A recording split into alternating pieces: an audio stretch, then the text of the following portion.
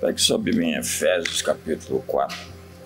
Diz assim: E ele mesmo deu uns para apóstolos, e outros para profetas, e outros para pastores, evangelistas, e outros para pastores e doutores, tendo em vista o aperfeiçoamento dos santos para o desempenho do seu ministério, para a edificação do corpo de Cristo, até que todos nós cheguemos à unidade da fé e do pleno conhecimento do Filho de Deus, a perfeita varonilidade, a moldura, a medida da estatura da plenitude de Cristo, para que não sejamos mais como meninos agitados por todo o vento doutrinário, pela artimanha dos homens, pela astúcia que induzem ao erro.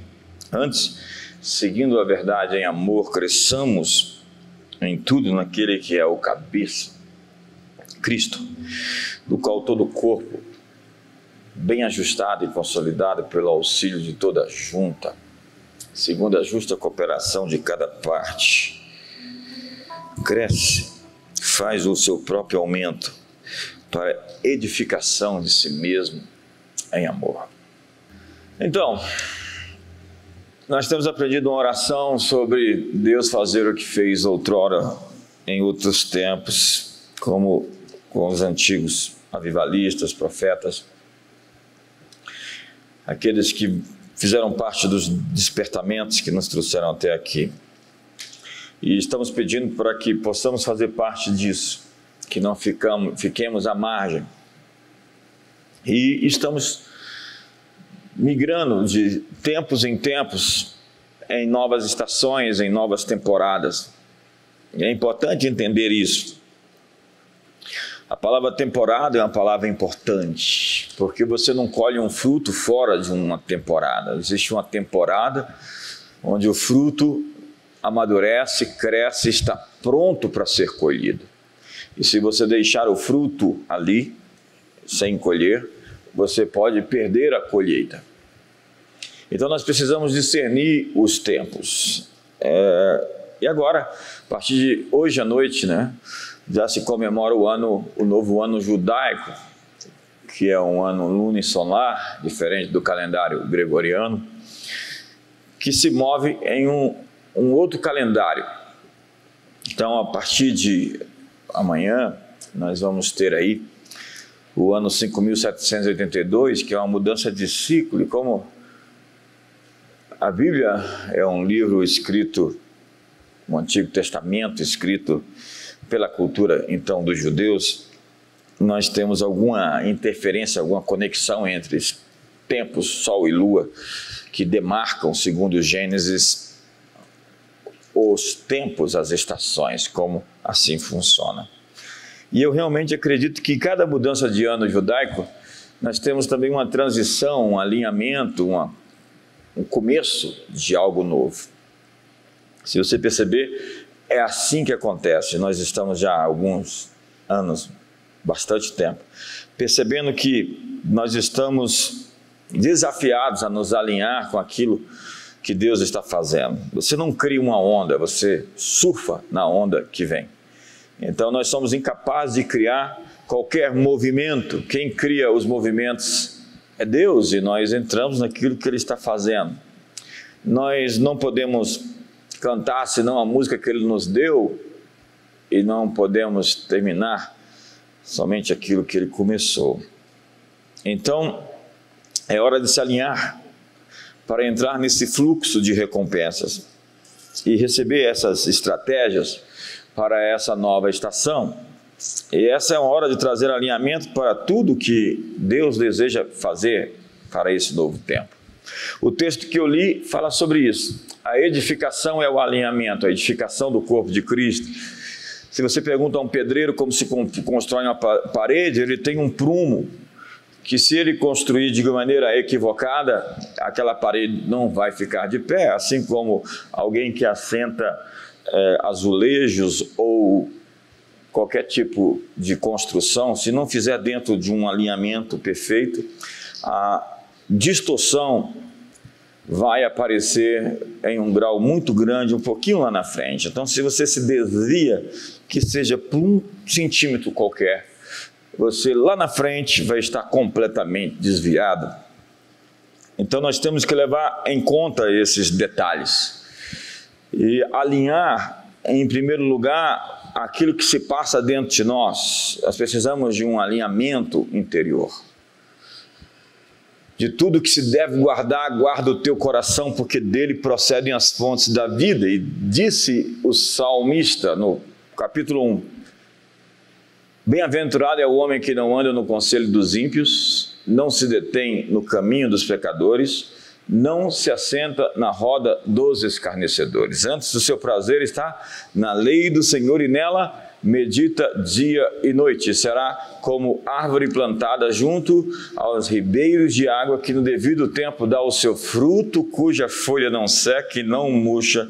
Os ímpios, porém, não são assim. Então, o que nós estamos fazendo? Estamos fazendo não para somente daqui a 10 anos. Nosso planejamento é para as futuras gerações. E a chave é guardar a porta dos nossos corações, não permitir que as serpentes invadam o jardim da nossa mente, da nossa alma. E meditar, como diz a Bíblia, medita nele dia e noite, é como ensaiar uma ação em sua mente. É o movimento que se faz com as crianças nos velocípedes. Se elas não conseguem ver aquele movimento se fazendo dentro delas, elas não conseguem tampouco efetuá-lo. Antes de você fazer qualquer coisa, você deve se ver imaginando fazendo aquilo. Eu conversei com um piloto de avião que me disse que quase foi reprovado dentro de uma prova porque ele não conseguia fazer um movimento mental, fazendo-se aquilo. Então, quando ele conseguiu se programar, inevitavelmente ele conseguiu fazer. E Jesus ensinou a arte da imaginação, dizendo, diga ao monte que ele se erga e se lance ao mar. Abraão olha para as estrelas, exercite o seu cérebro, faça-o acreditar que é possível. Olhe para a areia do mar, assim será a sua descendência.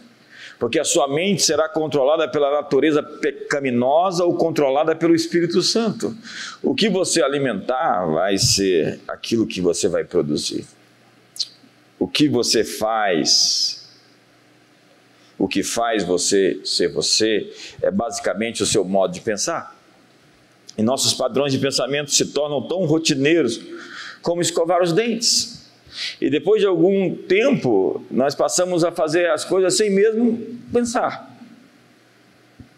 Há pessoas que se acostumaram com pensamentos amargos, gente que é egoísta por natureza, e elas nem se dão conta que estão fazendo essas coisas porque elas estão programadas. Reflita dos seus hábitos mentais. Programe o seu iPhone, por exemplo, o seu telefone, para despertar em intervalo de 2 em 2 horas para pensar, para fazer você pensar no que você está refletindo. Seja intencional nisso. Quando os bebês começam a andar, eles aprendem a andar, mas se eles caem e eles se criticam, eles nunca vão andar. Ah, você é um bebê tolo mesmo, você não vai conseguir andar nunca porque você caiu. Como eu sou um imbecil e um desajeitado. Então, um bebê que pensa assim vai passar o resto da vida engatinhando e dizendo, eu não mereço andar. Talvez você tentou algumas coisas e não conseguiu, levante-se e siga adiante, vamos outra vez. John Milton, o poeta inglês, disse no Paraíso Perdido que a mente é o seu próprio lugar e dentro de si tem o poder de fazer um inferno do céu e do céu um inferno. Tudo isso pelo poder da imaginação. E nós pensamos por comparação, é por isso que é tão importante criar elementos que lembrem você a promessa. Eu coloco uma fitinha vermelha lá na minha sala, todas as vezes que eu entro, eu lembro da cobertura do sangue de Jesus sobre mim, sobre a minha casa, sobre o perdão que eu recebi, sobre a obra da cruz, sobre o Calvário, sobre sua obra consumada, sobre a sua vitória, sobre a libertação, a redenção, a remissão dos pecados. Aquilo me traz à memória o que a promessa de Deus me fez. E alguém chegou lá, para que essa fitinha vermelha está aqui? Não te interessa. Isso é um assunto meu. A fitinha vermelha está aqui para me lembrar de coisas. Então, o que te faz lembrar você de coisas? O que está despertando a sua memória? Eu quero trazer à memória o que me dá esperança. Paulo disse, pense nas coisas lá do alto, onde Cristo habita. Ele diz, tenha como parâmetro o céu. Você precisa elevar o seu olhar. Eleva os meus olhos para os montes, de onde me virá o socorro. É preciso escolher no que você presta atenção. Então, se você fica fixado em imagens, você tem que escolher as imagens que você vai ver, os programas que você vai assistir. Ontem eu estava falando sobre cinema, não dá para mais assistir qualquer coisa. Tem filme que não tem história, então tem apelação para a violência, para o sexo, essas coisas. Então você está se intoxicando de lixo cultural. Você está se enchendo de BBB, de novelas. Você está sendo afetado e você não sabe o quanto isso entra em você e prejudica o seu comportamento, a sua ação. Porque os pensamentos exercem um enorme poder sobre a sua vida e você sempre, quando vai colocar combustível no seu carro, você está interessado que coloque o combustível certo, porque se você colocar um combustível adulterado, você vai destruir o funcionamento do seu veículo. Então você tem que realmente filtrar aquilo que você está alimentando a sua alma. Nossa mente será moldada por aquilo que alimentamos ela. Portanto, diga não o mais rápido que você puder. Diga não. Olha para o seu irmão e fala assim, não. Porque a tentação é definida por aquilo que está no seu coração.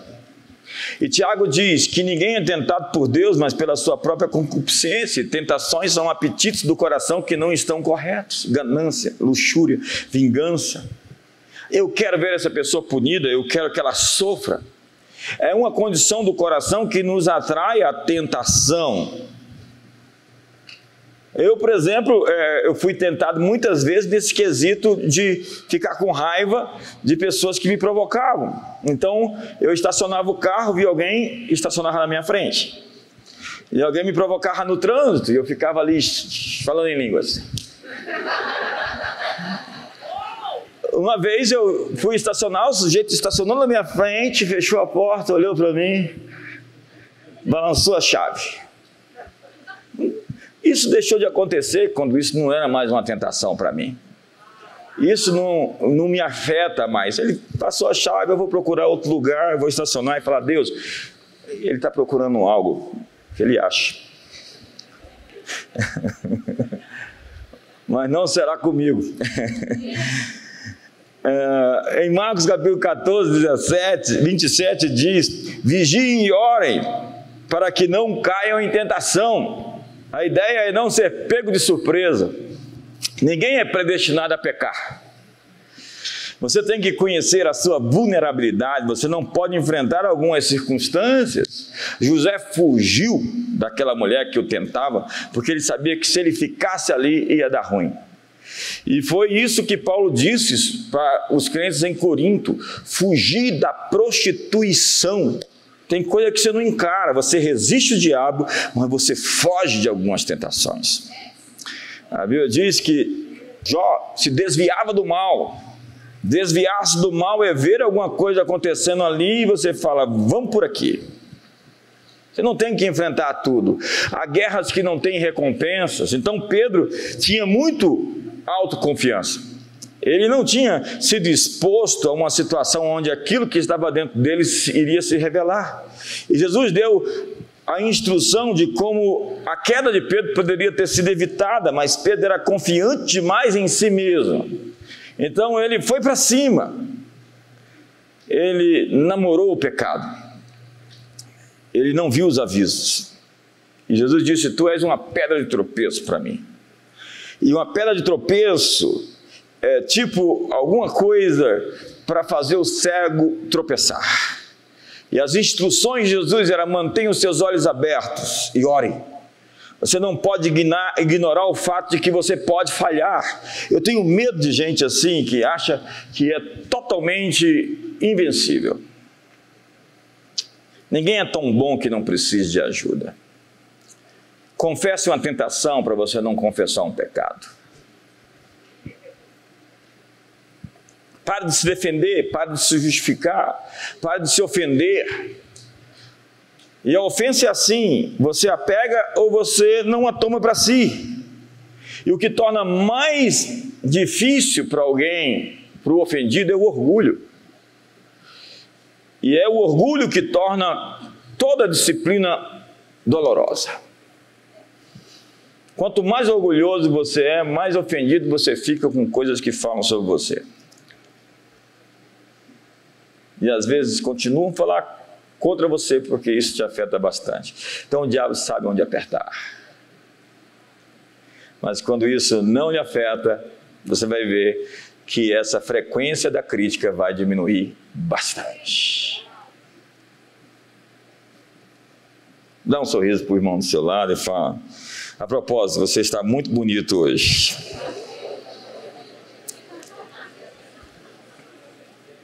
Então Jesus disse: vigia e ore. Tem gente só orando e não está vigiando. Alinhe o seu espírito. Eu estou falando de alinhamento para uma nova estação, para uma nova temporada, para um novo ano, né? Estamos numa transição. Alinhe o seu espírito. Alinhe o seu testemunho interior. A paz no seu coração é uma bússola. Paulo disse: a paz seja o árbitro, o juiz. Se você perde a paz, veja que princípio foi violado. Quando eu falo alguma coisa errada, um arranhão dentro de mim. Porque você tem a unção que te ensina todas as coisas. Quando você ouve uma verdade de Deus, uma palavra forte, dentro de você se agita. Quando ouve uma coisa mentirosa dentro de você, você trava. Então, se você perdeu a paz, veja que princípio foi violado. O Deus da paz nos fala por agitação ou por perturbação em nosso espírito. Ele é o Deus da paz e quando há algo errado, algo nos perturba. Na última ceia, Jesus perturbou-se em espírito, diz a Bíblia. E ele disse: muito vos digo, um de vocês vai me trair. Jesus percebeu a intrusão do inimigo em seu círculo mais íntimo. Ele sabia que existia algo errado naquele ambiente. Nós, pastores, líderes de qualquer esfera, nós temos ferramentas para estar onde estamos.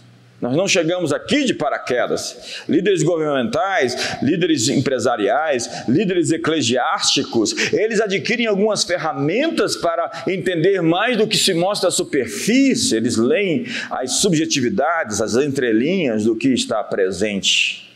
Atmosferas não mentem. Então, Jesus tinha um detector de alerta para ataques. Paulo disse: a paz de Deus reine em vossos corações. Ou ainda, a paz de Deus governe o seu coração como um árbitro. Um árbitro adverte sobre faltas e diz se você está seguro ou fora dos limites. Quando Davi cortou o manto de Saul, seu coração começou a bater mais forte. E ele disse: fiz algo errado. Deu um passo para trás imediatamente. Ele não poderia estender a mão contra o seu líder. Ele não poderia fazer aquilo, ainda que o líder dele fosse o Saul. Aquilo iria prejudicar o seu reinado futuro. O que estava pronto para ele iria manchar. O trono que ele ia sentar estaria afetado. Então a sua capa seria pesada demais e o seu trono iria cair. Porque ele se autopromoveu. E a autopromoção é chegar no futuro sem a preparação que precisa para estar na posição. Existe um tempo para chegar ali, com a cobertura necessária para permanecer ali. Porque mais importante que chegar é continuar, é permanecer. E tem gente que é igual cometa.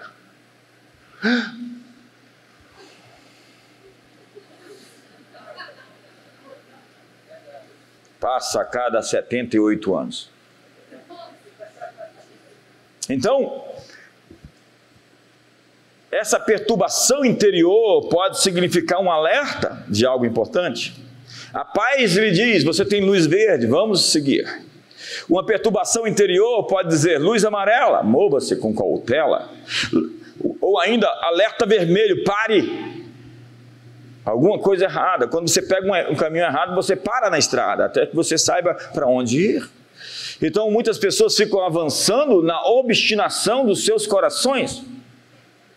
Pegaram um caminho errado, um relacionamento errado, uma amizade errada, um empreendimento errado, e estão insistindo nisso. E essa obstinação tem custo. Atenda o seu testemunho interior. Eu aprendi desde cedo a calar todas as vozes, entrar no meu quarto e livrar-me de todas as emoções. E elas me perturbam e me dizem que eu tenho que ir ali ou para colar e fazer muitas coisas. Até que eu consiga calar todas essas vozes, eu não estou pronto para tomar uma decisão. São muitas vozes me empurrando por muitas direções e há muitas pessoas cheias desse ativismo. Então Jesus fala, entra no teu quarto, fecha a porta do teu quarto e em secreto fala com seu Pai Celestial. Acalme a tempestade do seu coração, fique quieto, aquietai-vos e sabei que eu sou Deus. Sim, porque enquanto não estiver quieto, você não saberá que Ele é Deus. Você vai prestar atenção nos gigantes da terra, você vai prestar atenção nas confusões da república, você vai prestar atenção na mídia e nas suas narrativas, você vai prestar atenção em como o diabo tenta parecer importante, em como alguns pregadores são publicitários dele. A gente podia fazer uma classificação, publicitários do diabo, pastor fulano, beltrano e ciclano. Como eles fazem a bola do inimigo, como o inimigo está famoso por causa deles. E agora tem até data para começar a grande tribulação. Você caiu nessa, né? Fica com vergonha. Paulo explica, o Deus da paz esmagará a Satanás debaixo dos vossos pés. Ele não é o Deus da guerra que vai destruir o diabo. A palavra grega descreve uma força que conquista e domina todas as áreas da vida. Paz é isso, não é ausência de conflitos, é autoridade sobre o caos. A paz romana, a pax romana, era a paz que veio das conquistas das legiões. Então, as estradas estavam seguras, todos podiam viajar porque foram conquistadas. A paz é uma conquista que você faz quando você controla as áreas e domina as coisas à sua volta. Então, afie o seu machado. Porque uma das grandes estratégias da guerra é o descanso. O caminho para aumentar a sua eficácia é descansar. A maneira de cortar mais árvores é ter mais tempo para afiar a sua serra. Você vai dar 500 machadadas em uma árvore para derrubá-la. Se você tiver o fio afiado, quem sabe 50. Jesus disse aos líderes religiosos dos seus dias, o sábado foi feito para o homem, e não o homem foi feito para o sábado. O descanso é um tempo para afiar a sua espada para a batalha. Então, alinhe seus relacionamentos. Isso é muito crítico. Antes de escolher a estrada, o caminho, escolha quem vai com você. Isso é muito importante quando se trata de casamento, que é a maior decisão que você toma depois de se entregar a Jesus. E é importante no teto onde você se coloca dentro de uma comunidade. Nas amizades mais próximas que você permite ter quando você está totalmente desarmado. Então você precisa encontrar modelos. O inimigo opera com arquétipos. E é uma cópia, uma imitação A neurose obsessiva de Satanás é imitar a Deus. Então, um arquétipo é o primeiro tipo de algo. Então, é um modelo, é uma referência, é algo a ser exportado, copiado, imitado. Então, quando um casamento funciona, ele profetiza sobre os casamentos à sua volta, porque ele é um casamento funcional, ele é bom, ele é um modelo, ele é um referencial. Ele não é perfeito, por favor, mas, no entanto, ele tem frutos, resultados. As pessoas criaram um ambiente de felicidade. Então, um casamento feliz revela um modelo para os outros, profetiza sobre outros casamentos. E relacionamentos se movem de glória em glória. Um exemplo de família com honra, respeito, devoção um para o outro, mostra que há um jeito, mostra funcionalidade. Se tiver alguém que venceu a 1000, todos vão crer que é possível vencer 1000. A sua superação é conhecida pelos anjos. Os homens olham para você e dizem: ele conseguiu sair daquela cova, eu também posso. Ele conseguiu matar aquele gigante. Por que os amigos, os valentes de Davi, matavam gigantes? Porque eles se modelaram, se inspiraram no matador de gigantes. Encontre alguém que chegou onde você quer ir, modele-se nele. Encontre modelos, encontre referenciais. John Maxwell disse que ligava para alguém que tinha avançado, escrito livros ou feito qualquer coisa. Eu disse: eu tenho um dinheiro para uma audiência de alguns minutos, você pode me atender? Então ele pagava para ter alguns minutos com aquela pessoa.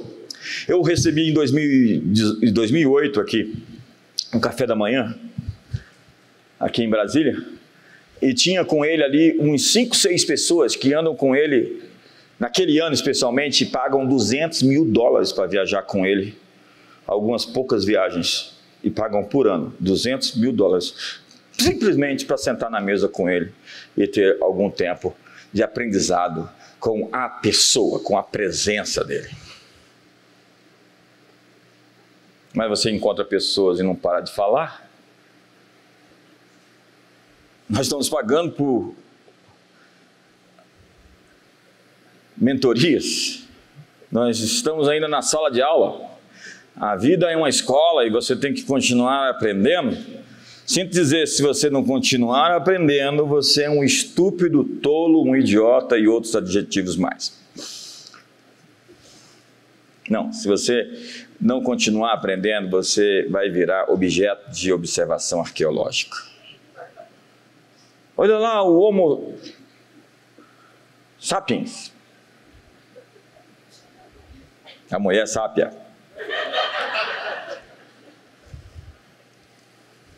É incrível algumas coisas que acontecem nesse país, né? Então, o que o diabo quer? Atacar os modelos, os referenciais.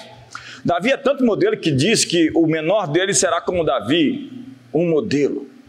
O que Davi tem, o homem mais citado na Bíblia depois de Jesus, ele tem um coração sincero, ele tem um coração honesto, ele é quebrantado, ele é verdadeiramente humilde. E a maior coisa que alguém pode ter nessa vida é humildade. Uma pessoa verdadeiramente humilde não tem limites para onde pode ir. Mas tem gente que é humilde.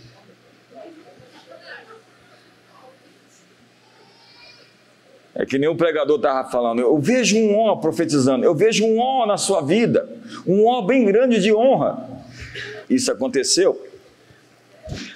O diabo quer destruir os modelos, o modelo de pai. Quando você cresce, qual é o primeiro referencial? Papai e mamãe. Então, se não tem um referencial de pai, o diabo vai querer ser o pai, porque ele sempre recruta os ofendidos. O diabo recruta os machucados. O diabo recruta os feridos da sociedade. Quando você vai ver essa massa de antifa por aí, de gente que quer destruir, depredar o patrimônio público, pergunte para ele, para o satanista, para o Vica: cadê teu pai, menino? Ou ele não tem pai, ou tem uma família disfuncional, ou o pai é um cara muito ruim. Então o diabo quer destruir os modelos. A tentativa de destruir o conceito de criador procura destruir o modelo. Jesus disse: sede perfeitos como perfeito é vosso Pai Celestial. Então nós temos um padrão, nós temos um referencial, nós temos um modelo, temos um Pai perfeito, temos um alvo a alcançar. Mas hoje querem tirar os absolutos, e sem absolutos, sem criador, sem modelo, sem propósito, não temos responsabilidade. Então nós viramos vítimas e queremos transferir a culpa para alguém, a culpa para o sistema, porque o homem não é mau, ele não nasce mau. Já dizia Rousseau, o problema é o governo, o problema é o sistema. Temos que destruir o sistema. Para quê? Para fazer o quê? Tábula rasa. Esses revolucionários da Noninho, né, esses mimizentos por aí, fazendo uma maior confusão, tentando destruir a ordem estabelecida, não sabe quanto custou para chegar aqui. Você sabe o que é ser um conservador? É respeitar o passado e saber que a sabedoria dos antigos nos trouxe até aqui, e que nós não teríamos chegado até aqui sem eles. Aí vem esse pessoal, massa de manobra, soldadinho de chumbo, não pode ver uma fila que entra. Para onde está vindo essa fila? Não sei, vamos lá. Vamos entrar em movimentos. Vamos repetir algumas frases chocantes. A imaginação no poder, é proibido proibir. Ele não. Responsabilidade é a habilidade de responder pelas suas escolhas. Se está dando errado, a culpa é sua. Resolva matar no peito, chamar para si e dizer: é comigo. Se der certo, é meu. Se der errado, é comigo. Você não é vítima dos seus hormônios, você não é vítima da sua geografia, terra Brasília, você não é vítima do destino, como se o destino pudesse ser alguma coisa que pudesse impedir você de chegar onde você tem que ir. Você não está no universo grego da Moira, do oráculo de Delfos, onde as coisas são descobertas, são atendidas a partir de uma coisa que você não pode impedir na perspectiva da grande roda dos estoicos. Estamos indo para um fim que não podemos mudar. Podemos sim, de maneira pessoal, e também se juntarmos todos de maneira coletiva. Então alinhe seus relacionamentos com pessoas que estão na mesma linha. Antes de se casar, às vezes essa pessoa está olhando para a mesma estrela. Aqueles magos do Ocidente, do Oriente, saíram todos de um canto, se encontraram porque eles estavam olhando para a mesma coisa. Então pergunte para o seu marido ou noivo se ele está olhando para Jesus ou pela estrela que mostra onde ele nasceu. Porque se ele estiver olhando para outra coisa... Os ensinamentos de Jesus de colheita têm um conceito relacional. Você recebe dos outros aquilo que Deus tem para você. E sem se relacionar e honrar os outros, você não vai ter o que Deus tem para te entregar. Pessoas carregam a sua colheita. Então, antes de receber, você tem que honrar as pessoas do seu destino. Honre a sua mulher e você vai ver o que ela pode te dar. Honre o seu marido e você vê o que ele pode te entregar. Honre seus filhos. Honre seus líderes. Honre as pessoas. Tem gente que tem mania de falar mal de governantes. Foi Judas quem disse que os anjos têm muito mais poder e não ousam proferir juízo infamatório. Falta de respeito à autoridade. Diz Jesus, a incidência de que o amor esfriou. A vida é um grande espelho que reflete de volta para nós a energia que nós damos. Nossa percepção das pessoas é um reflexo de nós mesmos. Estou te conhecendo ao ouvir você falar de alguém para mim. Agora eu descubro quem você é. A pessoa tenta me apresentar alguém, criticando, eu falo, agora eu sei não quem ele é, mas quem você é. Ai, ai, ai. Dá um sorriso para o seu irmão assim, pensa. Como percebemos os outros, denuncia o que há dentro de nós. Tem gente que não pode ver ninguém sendo celebrado, que ele se sente diminuído. E ele se sente melhor sobre si mesmo quando ele fala mal dos outros, já que eu não sou igual a ele. E eu critico os outros e me sinto melhor sobre mim mesmo, porque o outro não é tão assim como eu. Então a crítica é uma maneira desonesta de se elogiar. Fala para o seu irmão do lado, está tenso aqui hoje, mas vai melhorar.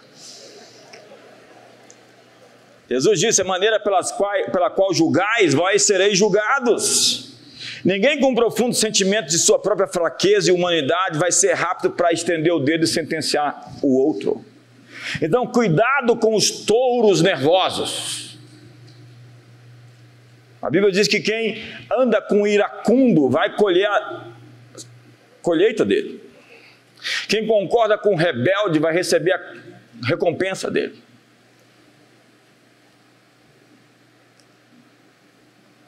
O que realmente faz um touro correr atrás de uma capa vermelha? Alguém vai dizer, é a cor, ele tem vidração em cor vermelha. Ei, touros são daltônicos. Eles nem sabem que a capa é vermelha, ou se ela é branca, ou se é de outra cor. O matador não usa o vermelho por causa do touro, mas por causa da plateia, da multidão. O touro não corre atrás contra a capa por causa da cor, mas porque ela está em movimento. O touro é um animal dirigido pela raiva.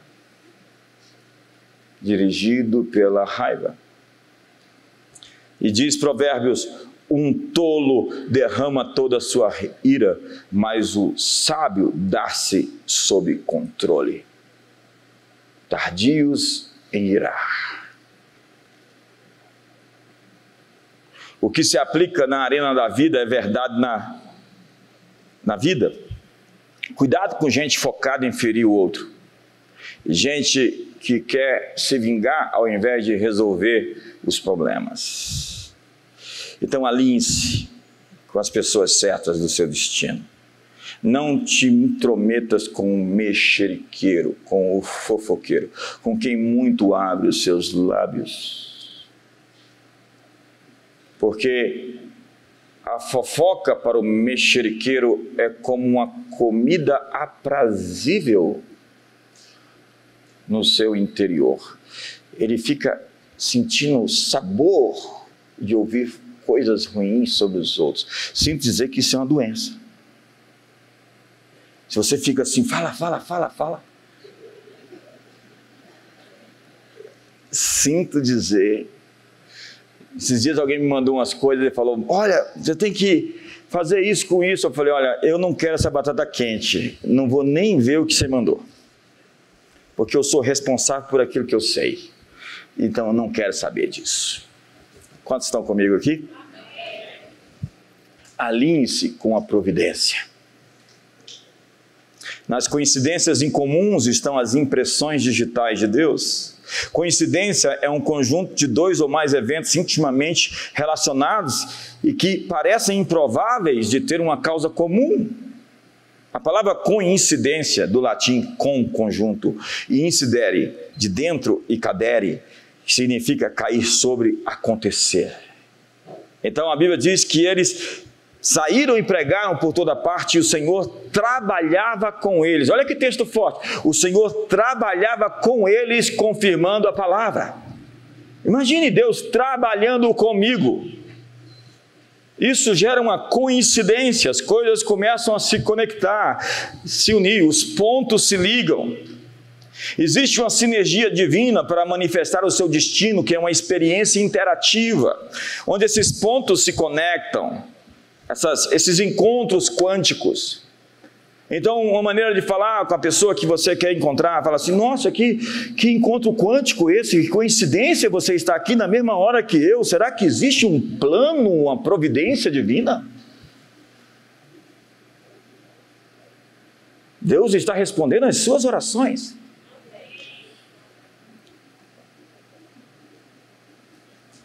Aí vem o sujeito e fala: você vem sempre por aqui. Você precisa melhorar esse seu discurso, irmão. Tem alguém com conversa melhor que a sua. Fala, chama ela para evangelizar o mundo. Fala: vamos evangelizar o mundo juntos. A vida inteira. Sua vida de oração define as coisas. Você sabe, no meio dessa confusão toda que a gente está vivendo, eu entendo que a saída é para cima. A saída é para cima. Nossas respostas estão lá em cima. Jesus disse que quando tudo isso acontecer, levante os seus olhos, porque a resposta está vindo de cima. Então mantenha esse diálogo aberto com o céu. Tem gente que fala: agora eu vou entrar em espírito de oração. Nem que você estava. Vou entrar na presença de Deus. Ué, você estava fora? Às vezes você não ouvirá nada novo quando você fala com Deus, mas há momentos em que Ele vai baixar os planos para as coisas que Ele quer construir na sua vida. Deus tem feito mais nesse mundo do que parece. Tudo que está acontecendo é só a reação do inimigo contra aquilo que Deus já está em movimento. O inimigo está sob cerco, o inimigo está desesperado, o inimigo está atormentado. O diabo sabe que pouco tempo lhe resta, então ele desceu com grande fúria sobre a terra e sobre o mar. Deixe Cristo ser entronizado sobre você de verdade. Tem um evangelho completo onde Jesus seja o Senhor das suas finanças, o Senhor da sua família e das circunstâncias da sua vida. Alinhe-se à perspectiva do céu. Você será a força que altera o ambiente onde você está atribuído. Você é a força que modifica a atmosfera, que modifica o que está errado, que corrige e põe em perspectiva. Mas, se você acumula mágoa, se você se move por ressentimento, e se você entra na dor de alguém, na frustração de alguém, tem alguém que vai te chamar para ser parte da dor dela. E ela tem uma frustração com o Paulo Smith, e ela quer que você tenha uma frustração com ele, porque ela não gosta do Paulo Smith, e ela quer que você veja o Paulo Smith com o olhar dela. Mas eu estou aqui para te dizer: não veja ninguém com os olhos dos outros. Sabe, há momentos em que Deus vai esclarecer as coisas e dar significado a elas. Mas se você ficar ferido e magoado, você vai perder o foco. Pessoas feridas são, em primeiro lugar, vítimas, que depois se tornam algozes. Porque todo que machuca foi machucado sem ser curado. Então não olhe para uma pessoa ferida como se ela não tivesse o potencial de machucar bastante. Se alguém se recusa a ser sarado, a perdoar, a andar a segunda milha, a fazer o caminho, ela vai se tornar um inimigo em potencial. Como eu disse, o diabo recruta os feridos. Nós tínhamos um grande pregador no Brasil que foi ferido. E toda a mensagem dele agora caminha pelo viés da sua dor. Tudo que ele diz deve justificar o fato de que ele foi ferido, machucado, e não teve quem o ajudasse, o apoiasse, o compreendesse. Sinto dizer que esse homem está se perdendo, porque ele se recusou a ser sarado. E agora a ferida infeccionou. E agora muita secreção está saindo dela. E agora ela está se tornando uma infecção generalizada. E agora ele está contaminando outros com aquilo que sai dele.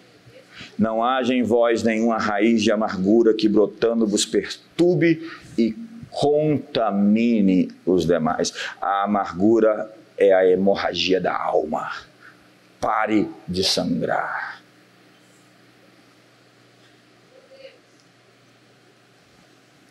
E você, irmão, está tenso, mas vai melhorar.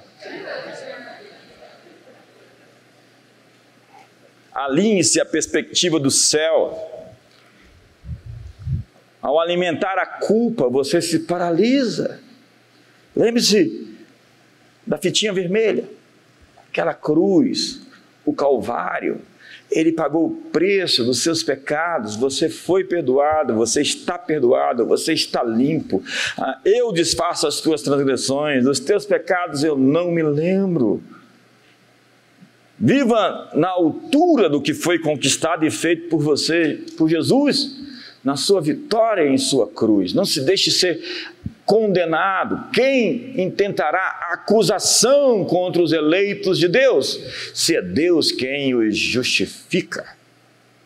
Toda arma forjada contra você não vai prosperar, e toda língua que ousa contra você em juízo, você a condenará. Quantos podem dizer amém? Você precisa da perspectiva da sala do trono. Eu disse que ia melhorar. Você precisa ver a partir do céu. Você será a força que altera o ambiente, se você for capaz de fazer isso. E você vai, pela gratidão, limpar os seus olhos para ver. A gratidão limpa os olhos. Então, ao ser grato, tem gente que vive insatisfeito. Eu não confio em pessoas insatisfeitas.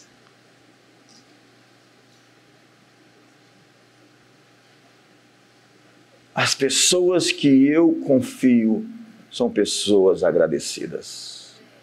Elas sabem dizer com verdade no coração: sim, muito obrigado. Porque a própria honra é a humildade em ação. Ninguém dá honra se não tiver honra. Cada um dá o que tem. E para honrar os outros, você tem que ter um coração de fato humilde. Ajuste o seu foco com gratidão. E aí a Bíblia diz que você vai entrar no seu santuário com ações de graças, nos seus átrios com hino de louvor. Escreva a visão, as imagens dos céus. Então vem e você começa a ver os seus planos. Ajuste o seu ritmo. Tem gente que anda devagar demais, que para morrer rápido morre em 6 meses. E tem gente que anda estressado, tem um ritmo apressado. Para onde você está indo? Não sei. Por que você está correndo? Não sei. Aí chega lá no elevador, fica apertando lá aquele botão, achando que se apertar mais vezes vai chegar mais rápido. Aí você vê ele no trânsito, parece um Pedro, ou um maluco. E aí você...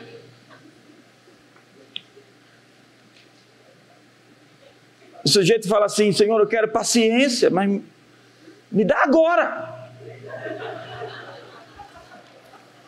Sintonize a frequência do seu coração. Você precisa assumir a frequência certa. Você não sintoniza lá a rádio?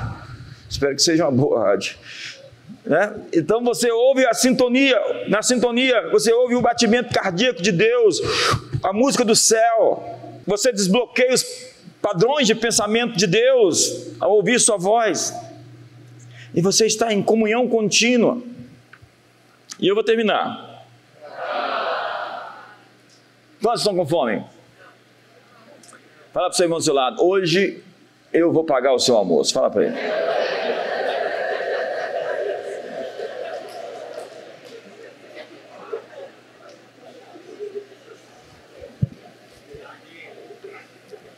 Temporada é uma palavra-chave.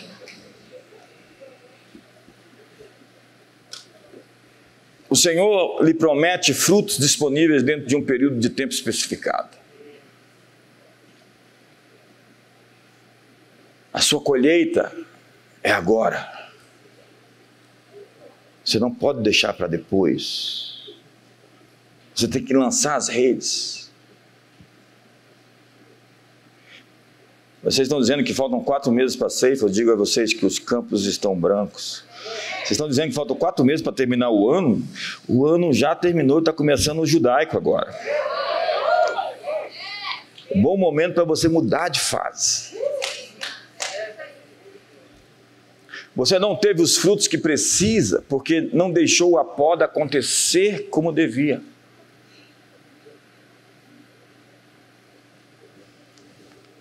Você tem medo de perder coisas, medo de perder pessoas que Deus quer tirar da sua vida.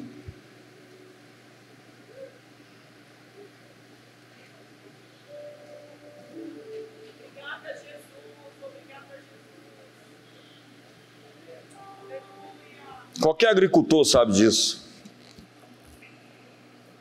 A colheita só pode acontecer quando a plantação é podada. Porque existem ramos secos que estão se alimentando da seiva do tronco e não produzem frutos. E Jesus disse: eu sou a videira verdadeira, o Pai é o agricultor. Todo ramo que estando em mim não produz fruto, o Pai o arranca.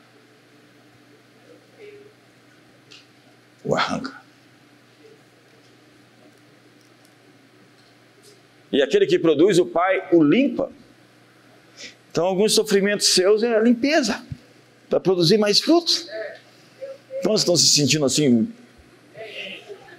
nesses termos. Você tem o que é preciso para atravessar sua terra de promessas, ainda não cumpridas. Quando você chegar na proximidade do lugar certo, no tempo certo, as janelas dos céus vão se abrir. E você vai ver essa transição acontecer, mas mantenha-se em movimento. Você tem que estar na geografia da obediência. Lá em Quirite, o ribeiro secou. Deus mandou uma viúva alimentar o profeta. É incrível porque Jesus disse que os anjos são os ceifeiros. E nós devemos esperar, nesse tempo, um aumento sem precedentes da atividade angelical. Vamos trombar com alguns anjos. É isso que vai acontecer. É isso que está acontecendo. De quando em quando eu estou ganhando uma consciência do mundo espiritual. Acredite, nos primeiros 3 anos da minha jornada cristã, eu tive uma imersão, um mergulho. É quando eu falo que eu tinha 58 quilos. Hoje eu estou com 85, graças a Deus. Estava com 91.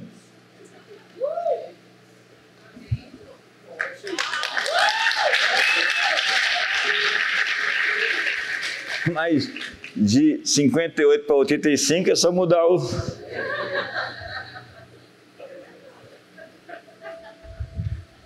Nessa jornada eu ganhei uma grande compreensão dos movimentos que acontecem simultaneamente, paralelamente a nós.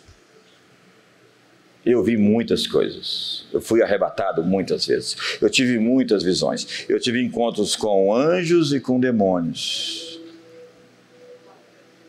E eu afinei meus instrumentos, minhas habilidades, e ainda estou nessa jornada. É como diz Paulo, eu ainda não alcancei, mas uma coisa eu faço, esquecendo as coisas que ficaram para trás, avanço para as que estão adiante de mim, prossigo para o alvo, para o prêmio da soberana vocação de Deus em Cristo Jesus. Meu pastor Marinho, que foi o pastor que me batizou, ele conheceu-me nesse período, e a disse não, graças a Deus. Não, ela conheceu depois, eu ainda era magro que dava dó, e meu paletó listrado tinha uma listra só, e ela casou comigo pela fé. Inteligente, obrigado. Muito inteligente ela. A Dice é muito inteligente. Quando você encontrar a Dice, manda aí para ela uma mensagem. Você é muito inteligente, você é muito esperta, Dice. Ela vai ficar assim, o que foi? Não, a gente só está reconhecendo a sua habilidade discernitiva. Você tem uma habilidade de ver o futuro. Eu tive uma visão que eu estava numa motocicleta com ela na garupa, subindo os prédios de Brasília, vencendo a gravidade. Falei, Jesus, é ela mesmo.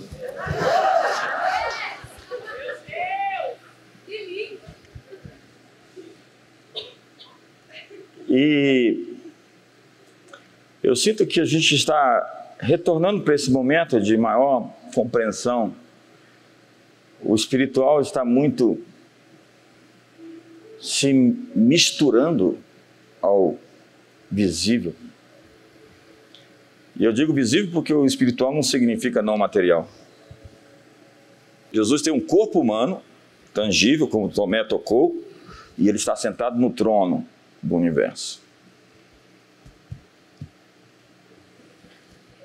Então abandone o gnosticismo, a ideia de que a matéria é uma coisa má, porque isso pensavam os pagãos, não nós cristãos. Nós celebramos a vida, celebramos a natureza, celebramos a criação, celebramos as danças, tudo que tem fôlego, louve o Senhor. Nós dizemos, como Deus disse, que tudo que Ele criou é bom. O inimigo perverteu e maculou boa parte da criação, e nós estamos aqui na expectativa da revelação dos filhos de Deus para restaurar todas as coisas, porque os céus o retêm até esse tempo, onde tudo será posto em perspectiva.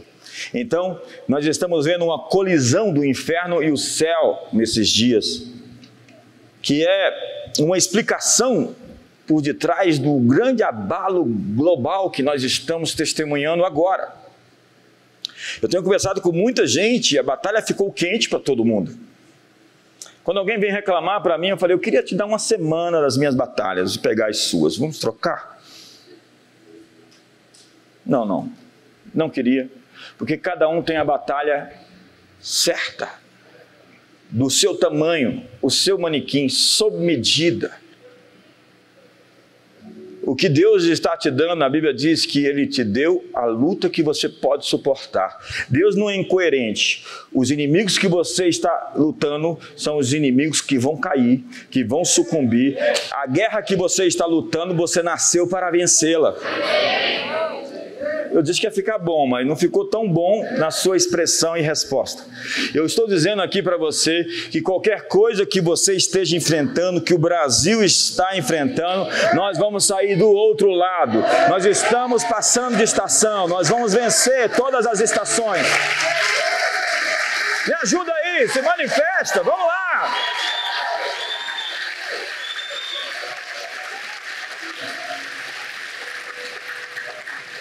Então, Deus está na frente, e todo esse movimento de Satanás, essa pressão, é o que Apocalipse 12 diz, que ele viu que o tempo está terminando e o tempo está contra ele. Deus movimentou e o diabo tentou se movimentar, se opondo, tentando parar o que Deus está fazendo. Existe um movimento de Deus que não está sendo visto no mundo. Deus está à frente sempre, um passo à frente sempre. Alguém disse, só um passo e precisa mais do que um?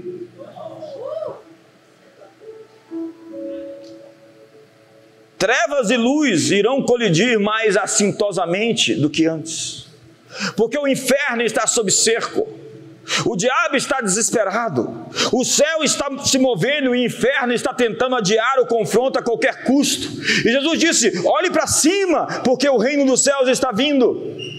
E Apocalipse disse, aquele que vencer eu lhe concederei que se sente comigo no meu trono, assim como eu venci, e me assentei com meu Pai no seu trono. Seu destino, vencedor, é o trono em comunhão, é a intimidade em regência, em governo. Para essa nova temporada eu quero dizer, e com isso encerro, Deus tem para você um batismo de graça. E graça é uma palavra maior do que aquilo que comumente pensamos. Não significa receber alguma folga, mas significa uma corrente constante de favor divino. Fique de pé, levante suas mãos e diga, tudo que o Pai me der, vem até mim. Não, diga, tudo que o Pai me der, vem até mim. Venha até mim as promessas de Deus. Então alinhe seu coração hoje, pense nos relacionamentos que você tem, nas proximidades. Você tem que estabelecer as distâncias certas com as pessoas. Às vezes você está na mesa dos escarnecedores, Às vezes você está na roda dos fofoqueiros. Às vezes você está no telefone, no WhatsApp, com conversas improdutivas sobre a vida dos outros ou sobre as amarguras delas. Se as pessoas não querem se curar, se sarar, tampouco você é responsável pelas decisões erradas que elas estão tomando. Simplesmente se conecte com novas pessoas, as pessoas do seu destino. Refaça o seu caminho com seus líderes, com seus pais. Respeite as autoridades, fale com respeito pessoas que têm autoridade. Hoje, realinhe o seu coração, tire a culpa, o medo, as baixas frequências. Acredite, ora, aquele que é poderoso para fazer infinitamente mais de tudo quanto pedimos ou pensamos, segundo o seu poder que opera em nós. É o seu poder que opera em nós que vai nos fazer vencer e triunfar. Não é a sua força, não é a nossa força, não é por força nem por violência, é pelo meu Espírito, diz o Senhor. Receba hoje um batismo de graça. Levante as suas mãos e receba poder para vencer, poder para triunfar. Alinhe o seu coração, alinhe-se com o seu destino. Eu tenho que encerrar, mas eu quero dizer uma última palavra para você. Estou vendo aqui nosso baixista que estava internado com Covid. Deus te salvou por um plano, um propósito. Existe muito mais para você.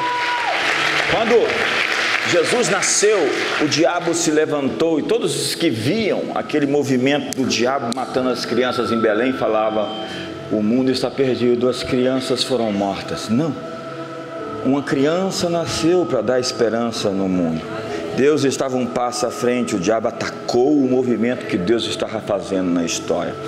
Moisés, da mesma forma, teve aquele genocídio de crianças no Egito, onde as crianças que morriam eram mortas, mas porque havia um libertador que iria tirar do cativeiro todo o povo que havia acabado de nascer. Senhoras e senhores, sinto dizer que algo já nasceu e está em curso, que vai nos levar à libertação, à liberdade, à transformação, a algo que Deus está fazendo, e tudo isso e essas opressões são a resposta do inimigo na tentativa de impedir o que não pode ser parado. Deus está à frente. E você que foi salvo, quantos de vocês foram salvos? Eu fui salvo. Eu estava ouvindo ontem o meu amigo Reinaldo, que está aqui, falando da cura que ele recebeu quando criança de uma doença. Quantas vezes Deus interviu na sua história, fazendo coisas por você, porque Ele tem um propósito em te manter vivo. Ele tem um propósito de você estar aqui. Você está vivo porque existe algo mais, algo maior. Essa década será incrível. Você vai viver para ver a bondade de Deus na terra dos viventes. E aquele que começou a boa obra é aquele que vai terminar o que começou. Deus tem um plano para você. Seu plano está de pé. Seu propósito vai permanecer.